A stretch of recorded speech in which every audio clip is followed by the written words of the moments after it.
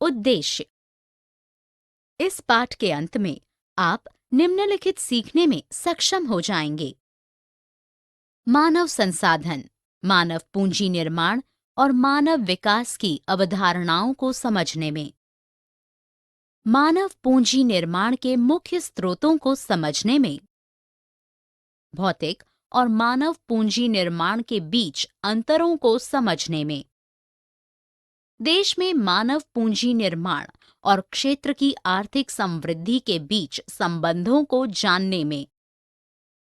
भारत में मानव पूंजी विकसित करने के लिए केंद्र सरकार द्वारा पंचवर्षीय योजना अवधियों के दौरान उठाए गए कदमों के बारे में जानने में।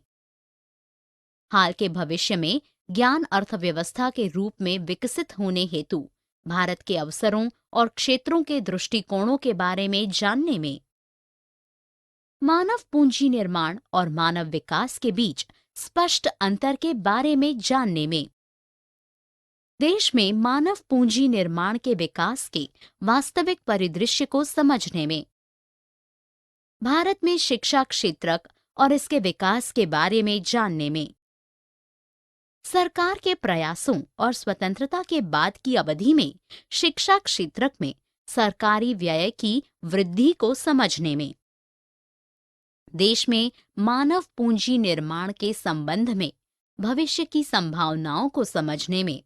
शिक्षा का अधिकार, लिंग समानता और उच्च शिक्षा के लाभ। मानव पूंजी के स्रोत। मानव पूंजी क्या है? मानव पूंजी एक कर्मचारी के कौशल सेट के आर्थिक मूल्य की मात्रा है। ये माप श्रम माप के मूल उत्पादन इनपुट के आधार पर निर्मित होता है, जहां सभी श्रम बराबर माना जाता है। मानव पूंजी की अवधारणा ये मानती है कि सभी श्रम बराबर नहीं होते हैं। उनमें निवेश करके और कर्मचारियों की गुणवत्ता में सुधार किया जा सकता है। कर्मचारियों की शिक्षा, अनुभव और क्षमताओं का नियोक्ता और समग्र रूप से अर्थव्यवस्था के लिए आर्थिक मूल्य होता है। अर्थशास्त्री थियोडोर शल्ज ने पहली बार मानव क्षमताओं के मूल्य को प्रतिबिंबित करने के लिए 1960 के दशक के दौरान मानव पूंजी शब्द का आविष्कार किया। मानव पूंजी निर्माण के स्रोत। शिक्षा में निवेश के अलावा कुछ अतिरिक्त स्रोत भी हैं जिन्हें मानव पूंजी निर्माण में महत्वपूर्ण माना जाता है। वे हैं शिक्षा के साथ ही स्वास्थ्य पर निवेश, कार्यस्थल पर पेशेवर प्रशिक्षण, प्रवासन और नौकरी की संभावना और अन्य शैक्षिक प्रशिक्षण जानकारी। मानव पूंजी निर्माण के स्रोत के रूप में स्वास्थ्य सुविधाओं और सेवाओं ने व्यापक रूप से जीवन प्रत्याशा, क्षमता और सहन शक्ति और लोगों की शक्ति और जीवन शक्ति को प्रभावित करने वाले सभी व्यय शामिल करने की कल्पना। दूसरा, कई कंपनियों द्वारा आयोजित सहायता प्रकार के प्रशिक्षुता सहित कार्यस्थल पर प्रशिक्षण में कंपनियां आवश्यक प्रशिक्षण के पूरा होने पर उत्पादन बढ़ाने के तरीकों को नजर में रखते हुए अपनी मानव पूंजी को बढ़ाना चाहती है। प्रशिक्षित श्रमिकों का प्रवासन और सूचना का महत्व। कई युवा लोग संभावनाओं और नौकरियों की तलाश में शहरों में प्रवासित हो जाते हैं और कभी-कभी तकनीकी रूप से योग्य लोग बेहतर संभावनाओं के लिए विकसित देशों में प्रवासित हो जाते हैं। उनके जीवन में सुधार उनके प्रवासन की लागत से कहीं अधिक सिद्ध हुआ है। दूसरी ओर, श्रम बाजार से संबंधित जानकारी प्राप्त करने के लिए किया गया व्यय भी मानव पूंजी निर्माण का स्रोत है। मानव पूंजी और भौतिक पूंजी। शारीरिक पूंजी क्या है? नकद, अचल संपत्ति, उपकरण और वस्तु सूची भौतिक पूंजी के उदाहरण हैं। भौतिक पूंजी मूल्यों को तुलन पत्र पर ऋण शोधन क्षमता के क्रम में सूचीबद्ध किया जाता है। तुलन पत्र सभी भौतिक और कुछ गैर भौतिक संपत्तियों के मूल्य का सिंहावलोकन प्रदान करता है। ये उन संपत्तियों के लिए भुगतान करने हेतु जुटाई गई पूंजी का अवलोकन भी प्रदान करता है जिनमें भौतिक और मानव दोनों पूंजी शामिल हैं। अमूर्त और मूर्त संपत्तियां। अमूर्त संपत्ति अभौतिक पूंजी है। तुलन पत्र में केवल अमूर्त संपत्तियां तभी सूचीबद्ध होती हैं जब उनके पहचान योग्य मूल्य होते हैं। अमूर्त संपत्तियों को स्पर्श नहीं किया जा सकता है, लेकिन उन्हें अक्सर कानूनी दस्तावेज या प्रपत्र द्वारा दर्शाया जाता है। मानव पूंजी का प्रतिनिधित्व कंपनी ब्रांड से अधिक होता है।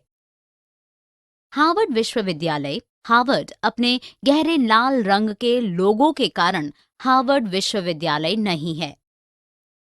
हार्वर्ड विश्वविद्यालय का मूल्य इसकी मानव पूंजी में है। मानव पूंजी में कर्मचारियों का ज्ञान आधार शामिल होता है और इसे अक्सर उत्पाद की गुणवत्ता से मापा जाता है।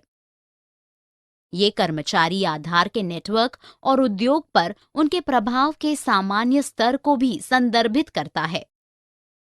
भौतिक और मानव पूंजी के बीच अंतर। भौतिक पूंजी के विपरीत, जो तुलन पत्र पर ढूंढना आसान होता है, मानव पूंजी का मूल्य अक्सर कल्पित होता है। सद्भावना के अलावा विश्लेषकों द्वारा दक्षता अनुपात के साथ संचालन पर मानव पूंजी के प्रभाव को महत्व दिया जा सकता है, जैसे कि परिसंपत्तियों पर प्रतिफल ROA और इक्विटी पर प्रतिफल ROE, जहां भौतिक पूंजी के मामले में मूल्यह्रास अधिक होता है। यदि नई तकनीक आती है तो पुरानी मशीनें प्रचलन से बाहर हो जाती हैं। निवेशक बेचे जाने वाले उत्पादों पर मार्कअप में या वेतन पर उद्योग प्रीमियम में मानव पूंजी का मूल्य भी निर्धारित कर सकते हैं, लेकिन मशीन के मामले में इसका मूल्यांकन केवल इसकी शुरुआत के दौरान किया जाता है। मानव पूंजी और आर्थिक विकास। आर्थिक अवधारणा के रूप में मानव पूंजी कम से कम 2 शताब्दी पुरानी है, लेकिन आर्थिक विश्लेषण और अनुसंधान के मुख्य धारा में इसका समावेश पिछले 2 दशकों का एक नया और जीवंत विकास है। फिशर की किसी भी परिसंपत्ति के रूप में पूंजी की परिभाषा, जो आय धारा को जन्म देती है, के लिए मानव पूंजी को शामिल करने की आवश्यकता होती है। भले ही इसे खरीदा और बेचा नहीं जा सके, ये निश्चित रूप से किराए पर ली जाती है, और भले ही ऐसी पूंजी में निवेश में प्रायरू गैर बाजार गतिविधियां शामिल होती हैं, लेकिन गैर बाजार गतिविधियां का आर्थिक गतिविधियों से इतर होने की आवश्यकता नहीं होती है। शिक्षा पर निवेश। स्कूली शिक्षा के दौरान और बाद में। प्रारंभ में स्कूली शिक्षा में निवेश मानव पूंजी विश्लेषकों द्वारा लगभग विशेष ध्यान देने का विषय रहा है। शिक्षित लोग अधिक अर्जित करते हैं, लेकिन अर्जन नियत नहीं होता है। वे कामकाजी जीवन में बढ़ते हैं, भले ही सुस्त गति से। ये वृद्धि अतिरिक्त वृद्धि होती है और काफी हद तक आय में अर्थव्यवस्था व्यापी रुझानों से स्वतंत्र होती है। विकास के ये पैटर्न समान शिक्षा वाले लोगों के बीच भी भिन्न होते हैं। अनुभवजन्य आर्थिक शोध इंगित करते हैं कि स्कूली शिक्षा और स्कूल के बाद के निवेश के बीच सकारात्मक संबंध हैं। अधिक शिक्षित लोग श्रम बाजार में अधिक निवेश करते हैं। क्षमता और अवसर कारक, जो व्यक्तियों को अधिक स्कूली शिक्षा प्राप्त करने के लिए प्रेरित करते हैं, उनके स्कूल के बाद के व्यवहार को प्रभावित करते हैं। इसी प्रकार, हालांकि सहसंबंध सख्त तो नहीं ही कहे जा सकते, क्योंकि क्षमताएं और अवसर दोनों जीवन चक्र के दौरान बदलते रहते हैं। मानव पूंजी और प्रौद्योगिकी। मानव पूंजीगत गतिविधियों में न केवल लोगों में उपलब्ध ज्ञान के संचरण और प्रकटीकरण शामिल हैं, बल्कि नए ज्ञान का उत्पादन भी शामिल है, जो नवाचार और तकनीकी परिवर्तन का स्रोत होता है। मौलिक अर्थ में आधुनिक आर्थिक विकास वैज्ञानिक क्रांति अर्थात व्यवस्थित वैज्ञानिक ज्ञान के विकास का परिणाम है। भारत में मानव पूंजी निर्माण। भारत में बड़े परिमाण में मानव संसाधन विद्यमान है। जनसंख्या के इस विशाल आकार की देयता को मानव पूंजी निर्माण में बदलने के लिए विभिन्न प्रकार के उपायों का अपनाया जाना बहुत जरूरी है। मानव पूंजी निर्माण शब्द का तात्पर्य देश की आबादी के बीच क्षमताओं और कौशल के विकास से है। अर्थव्यवस्था के विभिन्न क्षेत्रों को विकसित करने के लिए देश को अपने मानव संसाधनों के विकास हेतु जनशक्ति नियोजन शुरू करना चाहिए। मानव संसाधन के क्षेत्र में जनशक्ति नियोजन।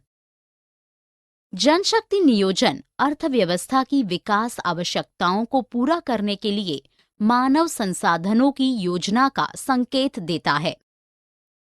जनशक्ति संसाधनों के उचित उपयोग के लिए ही देश को अपनी आबादी को उचित शिक्षा प्रदान करनी चाहिए और प्रौद्योगिकी, इंजीनियरिंग, प्रबंधन, चिकित्सा और अर्थव्यवस्था के विभिन्न क्षेत्रों के विकास से जुड़े कई अन्य क्षेत्रों में अपनी श्रम शक्ति को प्रशिक्षित करना चाहिए। मानव पूंजी निर्माण में सबसे महत्वपूर्ण कारक शीर्ष कौशलों का विकास है। चूंकि ये कौशल निर्माण एक समय लेने वाली प्रक्रिया है, इसलिए मानव संसाधन विकास की पूरी प्रक्रिया एक दीर्घकालिक नीति की मांग करती है। भारत की विकास कहानी। भारत पिछले 3 दशकों के दौरान देश में बहुसंख्यक वैज्ञानिक और तकनीकी जनशक्ति प्रशिक्षण में सफल रहा है। इस तरह की जनशक्ति की कुल संख्या 1950 में 188,000 से बढ़कर 2000 में 7,840.2 हो गई। इसके अलावा 1950-60 के दशक के दौरान वैज्ञानिक जनशक्ति की वृद्धि दर प्रति वर्ष 9.1% थी और फिर उसी दर में 1960-70 के दशक के दौरान 10.1% की वृद्धि हुई, जिसमें भारत में बुनियादी और भारी उद्योगों का बड़ा विस्तार हुआ था। भारत में शिक्षा क्षेत्रक। स्वतंत्रता के बाद शुरू हुई पंचवर्षीय योजना से अन्य क्षेत्रकों की तरह देश में शिक्षा के विकास में मदद मिली। हालांकि निष्पादन भाग में कुछ अंतर्निहित कमजोरियों के कारण अपेक्षित सफलता हासिल नहीं की जा रही थी। इसलिए शैक्षणिक स्थापना में सुधार के लिए सरकार ने स्वतंत्रता के बाद 2 आयोग गठित किए। कोठारी आयोग 1964 से 1966। कोठारी आयोग, जिसकी अध्यक्षता तत्कालीन यूजीसी के अध्यक्ष श्री D.S. कोठारी द्वारा की गई थी, इसे दिनांक 14 जुलाई 1964 के भारत सरकार एवं भारत एवं विदेश के विभिन्न क्षेत्रों में प्रतिष्ठित शिक्षाविदों के एक प्रस्ताव के प्रावधान के तहत नियुक्त किया गया था। इस आयोग को अपनी जांच शिक्षा के विशिष्ट क्षेत्रों या पहलुओं तक सीमित नहीं करनी थी, अपितु संपूर्ण शैक्षणिक प्रणाली की व्यापक समीक्षा करनी थी। सार्वजनिक शिक्षा पर सरकारी व्यय। 10वीं पंचवर्षीय योजना 2002 से 2007 के हिस्से के रूप में भारत सरकार ने 43,800 करोड़ रुपए के कुल शिक्षा बजट का 65.6% यानी 28,800 करोड़ रुपए, प्राथमिक शिक्षा पर 9.9% यानी 4,325 करोड़ रुपए, माध्यमिक शिक्षा पर 2.9% यानी 1,250 करोड़ रुपए, वयस्क शिक्षा पर 9.5% यानी 4,176.5 करोड़ रुपए, उच्च शिक्षा पर 10.7% यानी 4,700 करोड़ रुपए तकनीकी शिक्षा पर और शेष 1.4% यानी 623.5 करोड़ रुपए विविध शिक्षा योजनाओं पर व्यय करने हेतु रेखांकित किया।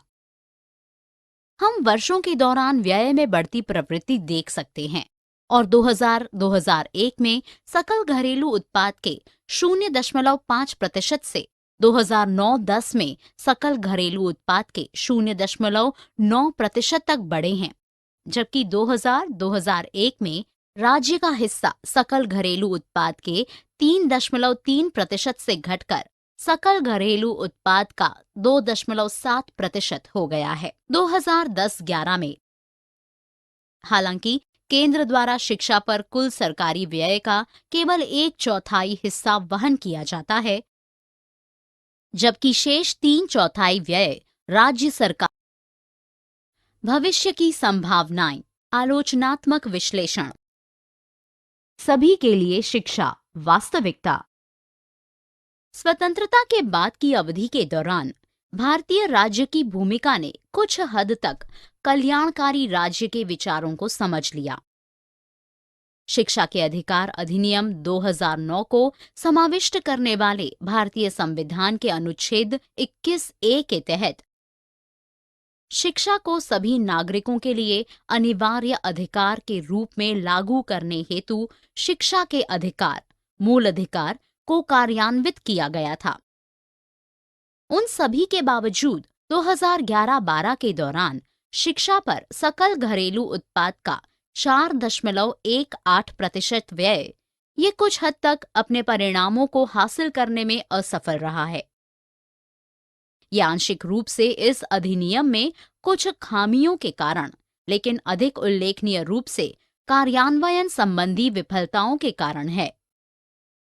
भारत में लिंग समानता की वर्तमान स्थिति। 2011 में विश्व आर्थिक फोरम WEF द्वारा जारी वैश्विक लिंग अंतराल रिपोर्ट के अनुसार 135 देशों के लिंग अंतराल सूचकांक GGI पर भारत को 113वां स्थान प्राप्त हुआ था। तब से भारत ने विश्व आर्थिक मंच के लिंग अंतराल सूचकांक GGI पर अपनी रैंकिंग में सुधार किया है और 2013 में इसको 105/136 तक किया। वैकल्पिक उपायों जैसे OECD का सामाजिक संस्थान लिंग सूचकांक social institutions gender index SIGI पर भारत 2012 में 86 में से 56वें स्थान पर रहा, जो वर्ष 2009 के 102 में से 96वें स्थान की रैंक में सुधार था। भारत में उच्च शिक्षा और बेरोजगारी।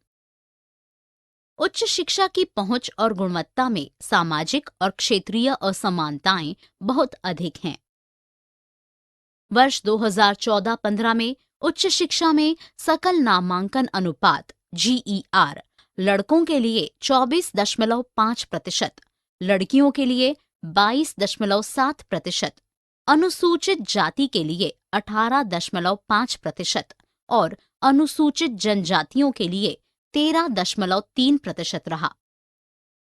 बेरोजगारी के संबंध में NSSO की रिपोर्ट में कहा गया है कि बेरोजगारी दर ग्रामीण इलाकों में 1.7% और शहरी क्षेत्रों में 3.4। सारांश। हमने जो कुछ सीखा है उसे संक्षेप में दोहराएं। शिक्षा पर निवेश के विशिष्ट निर्णय से मानव पूंजी निर्माण की समृद्धि विकास को सुनिश्चित किया जा सकता है, जहां भविष्य में उत्पादकता में वृद्धि और आय स्रोत में बढ़ोतरी देखी जा सकती है। गुणवत्तापूर्ण शिक्षा, कार्यस्थल पर प्रशिक्षण, स्वास्थ्य, प्रवासन और विशिष्ट जानकारी प्राप्त करने में उचित निवेश मानव पूंजी निर्माण के मुख्य स्रोत हैं। भौतिक पूंजी का विचार मानव पूंजी निर्माण की अवधारणा की आधारशिला है, जबकि केवल भौतिक पूंजी बाजार में बेची जा सकती है, लेकिन हम मानव पूंजी की केवल सेवा ले सकते हैं, इसे बेचा नहीं जा सकता है। भविष्य के मानव पूंजी निर्माण के विकास में सभी प्रकार के निवेश और प्रोत्साहन को एक कुशल और भविष्यवादी निर्णय माना जाता है। बुनियादी शिक्षा और स्वास्थ्य की उपलब्धता को मानव पूंजी के विकास के लिए आवश्यक पूर्व शर्त माना जाता है, क्योंकि उनके बिना भविष्य के संसाधन मूल्यवर्धित विकल्पों का चयन करने में सक्षम नहीं होंगे। कुल सरकारी व्यय के शिक्षा पर व्यय का प्रतिशत सरकार के लिए महत्वपूर्ण विषयों की योजना में शिक्षा के महत्व को इंगित करता है।